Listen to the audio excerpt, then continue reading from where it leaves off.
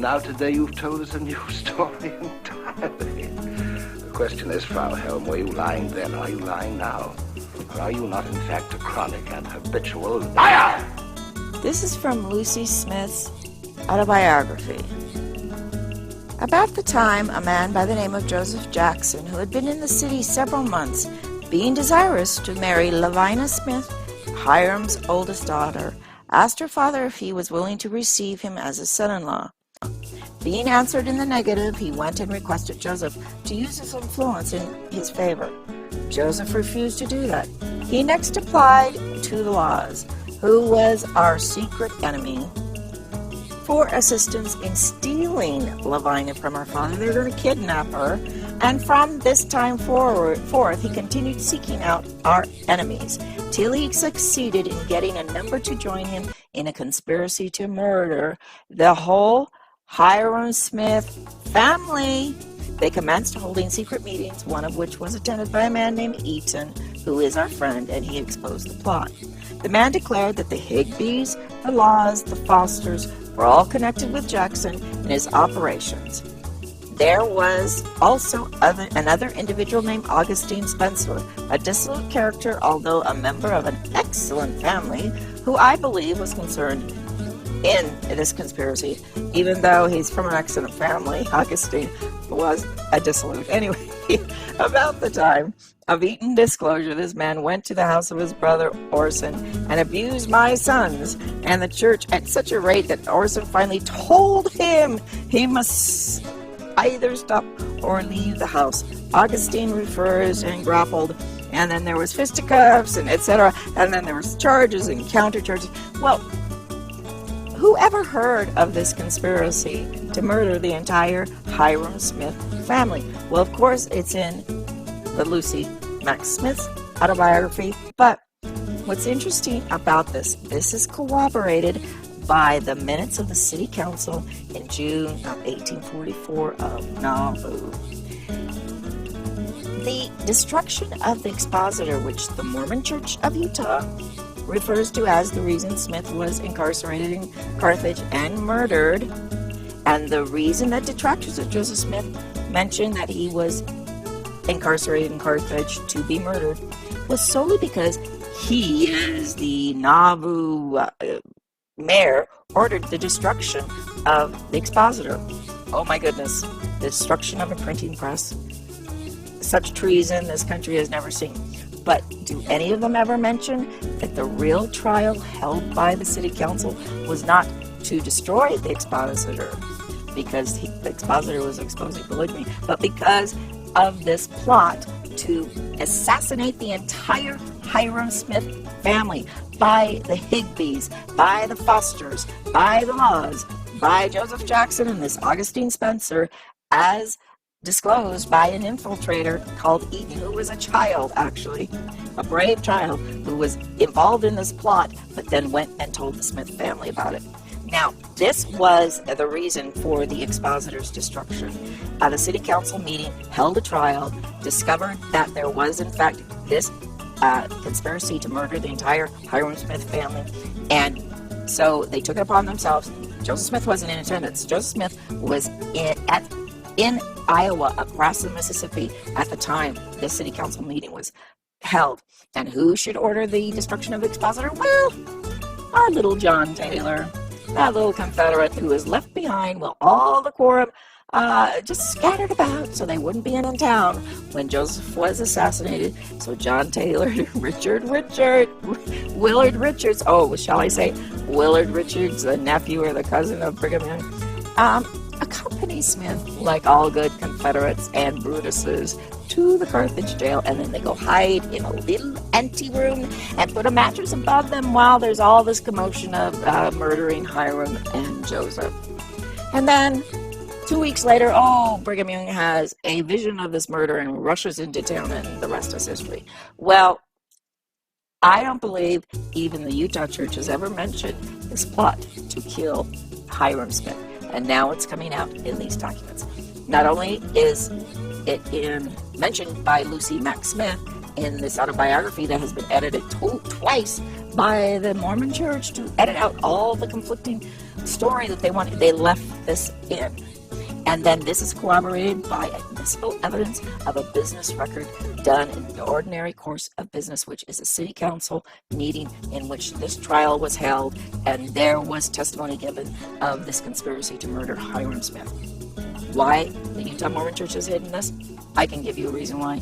They didn't want it to be known that it was actually John Taylor, it was actually Brigham Young, it was actually all the Quorum of the 12 that were in a conspiracy to murder both Joseph and Hyrum, and that is the truth.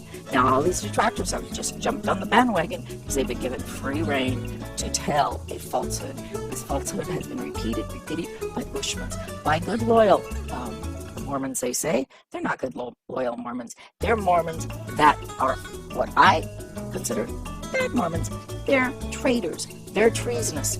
And the little Hales, the little Brian Hales of the world, they look all meek and mannerly, but they repeat these lies over and over again. And to tell you the truth, they're going to have to stand before the judgment and be judged by their little wimpy lapdog behavior and trying to lick the boots of powerful men who have the money, and that's all these powerful men have, are money. Brigham Young, he had money.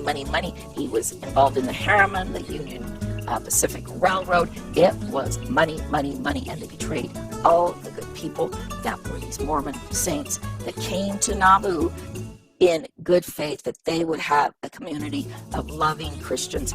Not so much. They were drawn into murderous conspiracies that just marked the Civil War era, where brother against brother, conspiracy against conspiracy, and all these Masonic handshake signs. Oh, are you on the Union side? Are you on this? Oh, who knows? Representation that the Hyrum Smith family had been targeted by the Higbees, the Laws, the Fosters, the Joseph Jacksons, to be assassinated en masse. And the reason why is Joseph Jackson, a non-member, had come into Nauvoo and had requested to marry one of Hyrum Smith's daughters and had been refused. He went to Joseph, who also refused, and then went to Orson Pratt's house and got in fisticuffs. So everybody was pointing at each other. And the City Council of Nauvoo, which I believe occurred in June of 1844, and this is it. Let's take a look. Here's Saturday, March 9th, 1844. That's not going to do with it. And I think it begins in about, let's see, I'm coming down here. June 8th is the trial, and it continues on into the next one. But this is a trial in which is a business meeting done in the ordinary course of business, and it has very little to do with the story and the expositor. What it has to do is with testimony of Hyrum Smith's family being targeted for assassination. Here's H. Smith continues. Jackson told me he meant to have his daughter. Jackson laid a plan with 4 or 5 persons to kidnap his daughter. He threatened to shoot any man that should come near her after he got him off the skip. This is very difficult to read because of all the strange forms of verbs and language, but you get the drift. They're talking about Hyrum Smith's daughter and Jackson, and answer the question concerning things which transpired in the former days. And then it talks about the municipality of God Almighty. Soon after, Jackson came here. You see how here is spelled? Said Jackson came and wanted to have some money.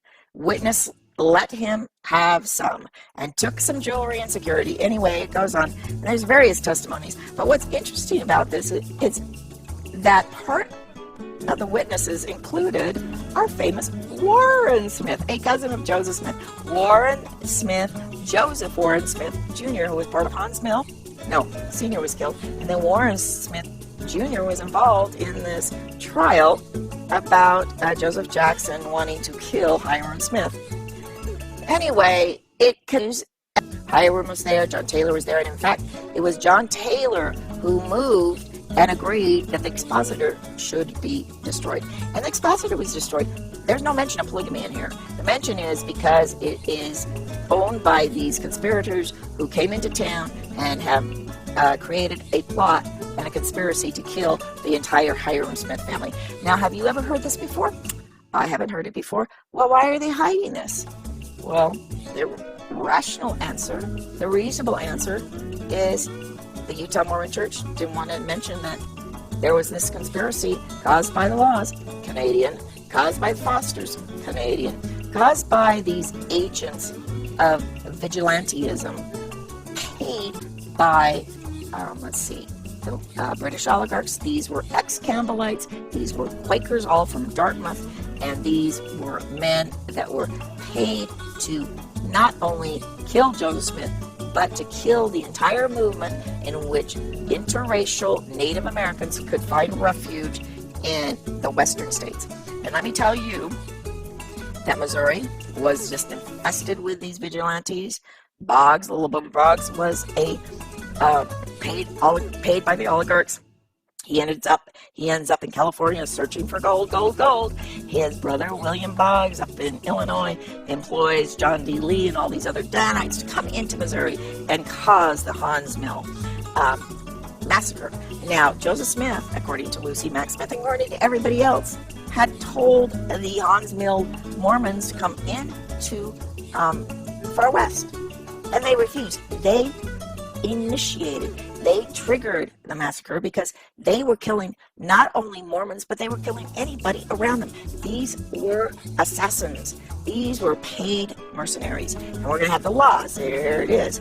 H. Smith spoke in relation to the laws, the Fosters, the Higbees, editor of the Signal. Mayor said, no, they don't say Mayor Smith.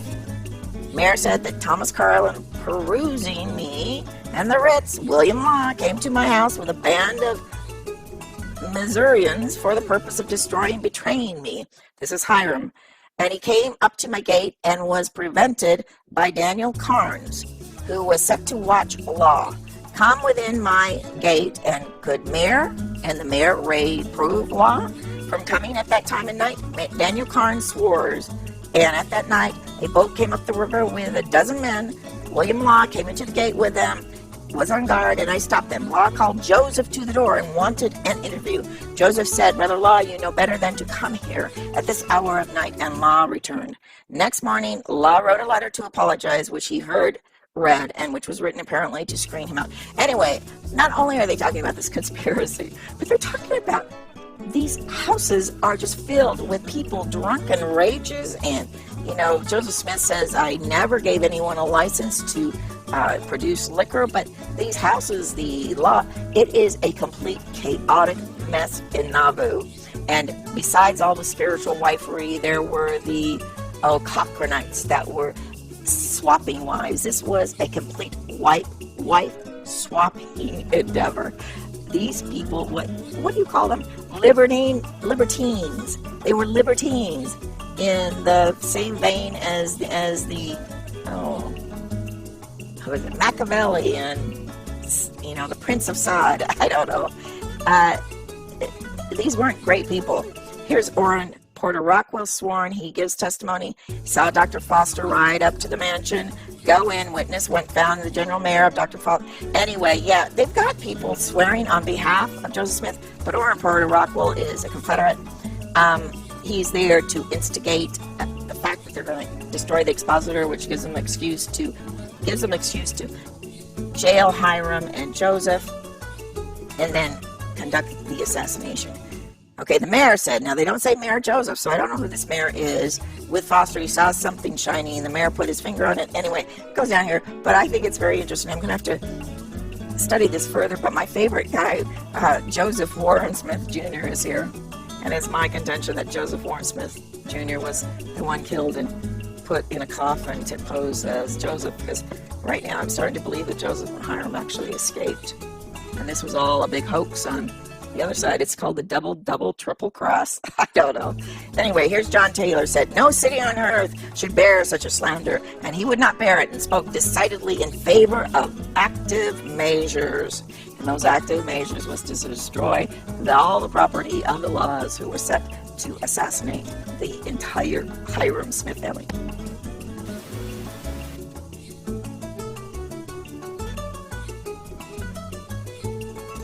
Reflecting on the first time he read the Revelation in 1832, William Law, Joseph's first counselor, who never accepted polygamy, commented on its shocking nature and some of the language directed at Emma. Even in 1878, when plural marriage had become an accepted part of Mormon culture, there was still some controversy about the contents of the Revelation. Are you not, in fact, a chronic and habitual liar?